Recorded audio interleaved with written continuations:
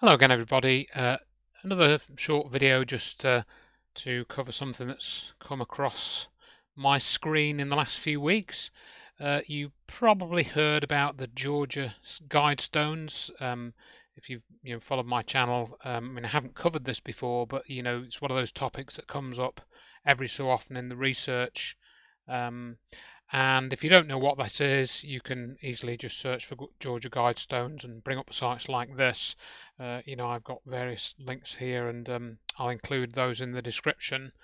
Erected 1980 in the US state of Georgia, the Georgia Guidestones stand 90 miles to the east of Atlanta and are a modern megalithic mystery made from granite. They stand 16 feet tall and consist of 5 stones arranged in an X shape with 4 wings surrounding a central stone. And I'll let you read the rest of that. It's got things on in different languages, um, and there's people have talked about it being the statement of the New World Order, that there is a plan to reduce the world's population and so forth, to keep the world's population below 500 million is the statement that's on one of the stones. There's obviously a lot of argument. This is the elite saying, look, we want to get rid of this many people and reduce the population to below 500 million. The alleged creator of these stones is, or the person that sort of put them in place or paid for them, is R.C. Christian.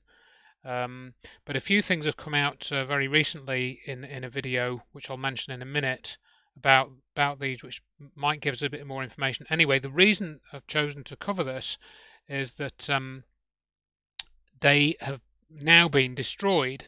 Apparently, people first thought they'd been bombed, they'd been blown up, and there's a video here by Woodward TV, which goes into the discussion of what the stones are and all the symbolism on them. And it's got, for example, discussion of Egyptian hieroglyphics that are on there, Sanskrit, Arabic. They've got all different languages on these stones. I haven't researched them that much. I'm not an expert. If you watch the links in this description, i.e. one of these videos, you'll learn a lot more.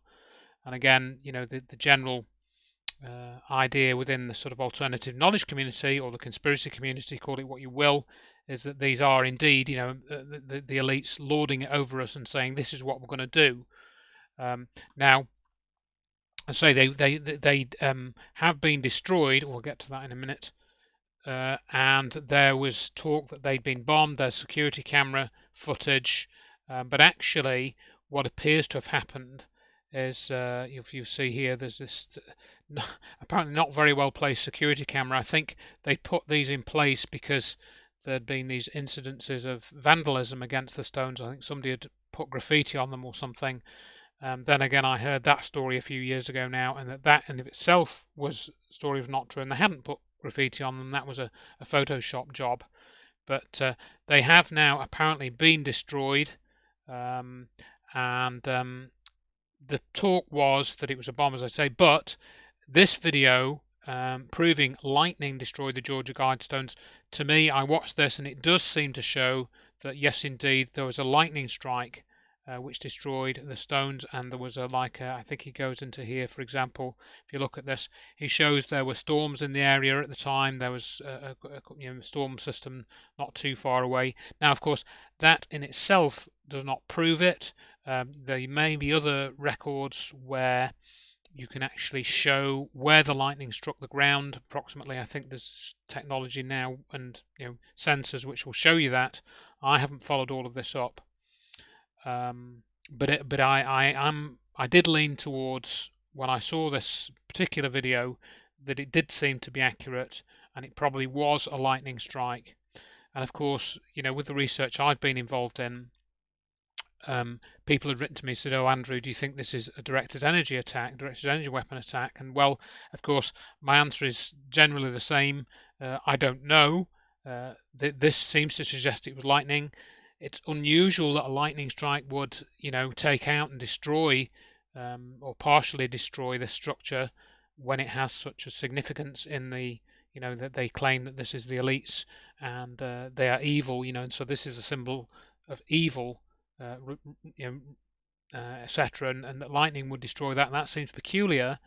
And therefore, was it some kind of warring faction within the elites? We hear of these groups of elites warring. Did they indeed actually take out this with a directed energy weapon? How am I to know that? I've not been to the site. I haven't looked at the remains. I haven't studied this lightning strike data much, so I don't really know. I mean, anybody that's interested sufficiently, of course, could study it more thoroughly than I have and make up their own minds and maybe post an article about it or make a YouTube video about it. Send me the link if you wish. But what came out of this as well, the other video I wanted to talk about was this video by the Cosmographia group, which includes Randall Carlson. Now, I recommend listening to his videos and interviews with him, because he has some very interesting information about Atlantis and the Atlantean story. And in this particular video here, that I'll include the link for, he does talk about the destruction of the Georgia Guidestones. And I wasn't aware of this, but he says that this R.C. Christian, who allegedly, erected the Guidestones or paid for their erection, he gives quite a bit of information about the Guidestones. They were a special type of granite, and this R.C. Christian was actually Herbert Kirsten, he says here, and here's the transcript for this video. And then he kind of goes off into a rant about how ignorant people, have vandalized the stones, and it's a terrible thing, and so forth. And people should be ashamed of themselves for reacting in this way and talking about things without really knowing about them. And that's actually all justified. I actually wrote a very similar article recently about how people talk about things and assume things without really studying, and apparently wanting to study. But this video does contain some interesting statements from Carlson. And he says, for example, in this interview, that people that I was aware of and talked to, because I became a member of the Brotherhood in '78, so I had access to a lot of these, thinking that would have been connected, because the landowner donated the land freely, who owned, so he talks a bit about this. Some of this transcript doesn't seem quite accurate, but you can listen to it in the interview. Let's see if I can just get this playing and see what it says, so that we can hear him actually saying it. You draw a circle around what would have then been the Arctic Circle. That pretty much defines the ice complex of the late place, the Wisconsin Ice Age, right? What's the explanation for it? I don't know. I'm not saying that Hapgood is right, but here's again what I'm getting at. The late 70s was ripe with a revival of apocalyptic scenarios. When that came out, the people that I was aware of and talked to, because, I became a member of the Brotherhood in '78. So I had access to a lot of these thinking that would have been connected, because, Wyatt C. Martin, the landowner that donated the land, Fendley, who owned Pyramid Quarries, they were all brothers of the fraternity. And I think, an acquaintance of mine, Brian James, I think who's been studying this for a long, long time. I think there is evidence now of who R.C. Christian actually was. And he was apparently a conservationist, and he was an apocalyptic. He believed that there was going to be an apocalypse that was going to wipe out large portions of the Earth's population. If you look at that most controversial line on those guidelines, it says maintain population at 500, not reduce the population to 500 million, maintain it at 500 million. Right. We're seeing all kinds of evidence now that there have been bottlenecks in the human population going back 70, 80,000 years. And it looks like there is some amazing, and it's something we've got to circle back to, because a lot of new stuff is coming out and that we haven't covered in depth, suggesting major bottleneck of the human population at the Younger Dryas.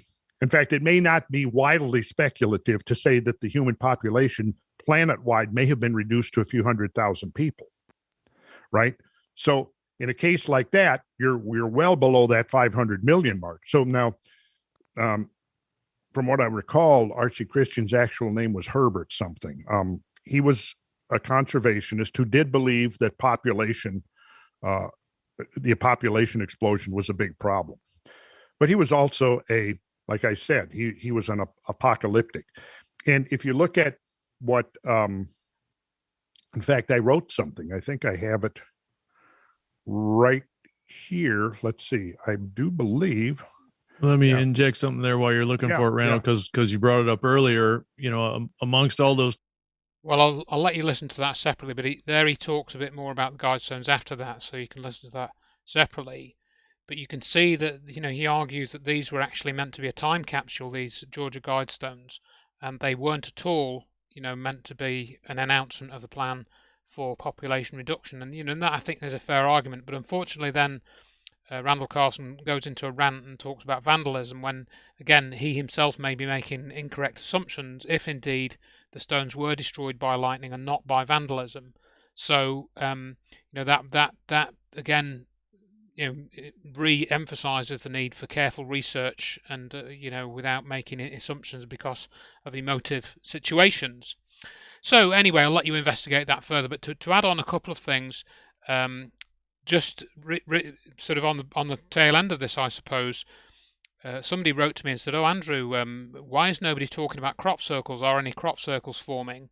And the answer to that is yes. And indeed, we had quite a spectacular one only a few days ago. I'm recording this on the 29th of July, but this one appeared in, as you can see, Etchelhampton, Wiltshire, and there's a nice video here that's been done by a drone.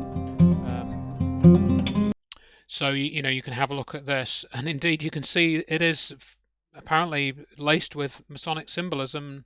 A symbol which looks like compasses, and this eye in the triangle, etc. And so there you go. This is another fairly spectacular formation, and you can read my book about which includes about 90 pages about crop circles, which pretty much contains my conclusions about them. I'll bring that up on the screen now, actually.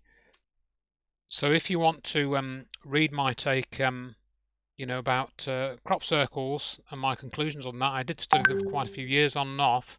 Then you can look at that book, and it's a free download from this link.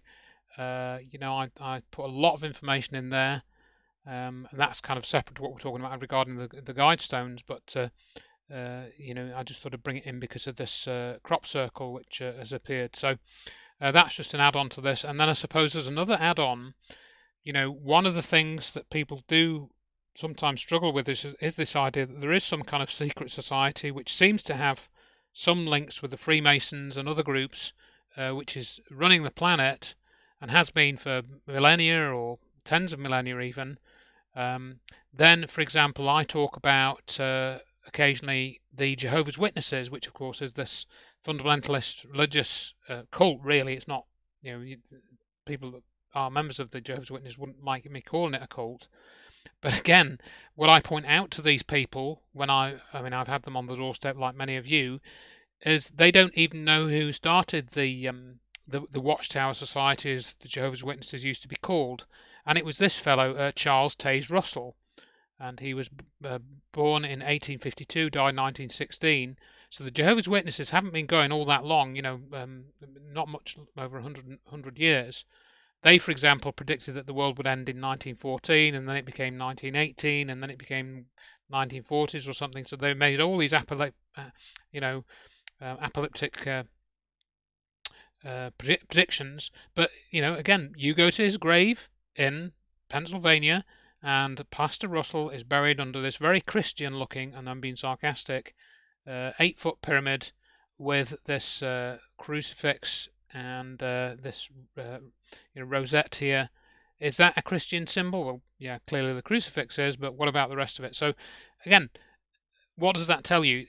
Does it prove anything in of itself? Well, I suppose not, but it is extremely peculiar when this is meant to be basically a Christian, a branch of Christianity, etc. So there you are. I'll leave you with that, really. I think that's all I wanted to say for now. You can keep up to date with the website and the postings there. I think I'm going to have a new article appearing tomorrow, that I've just reposted from somebody else, so you can have a look at that. So again, thank you for watching, and I always enjoy reading your comments and passing on useful snippets of information and stuff. That's really helpful. And indeed, these videos that I've talked about were all sent to me by various readers. I don't think I've found these myself, so I'm always grateful for these contributions, and glad to be able to put some commentary onto them. And so thank you again, and I wish you well for the rest of today and for the rest of the month, etc. And I'll talk to you again.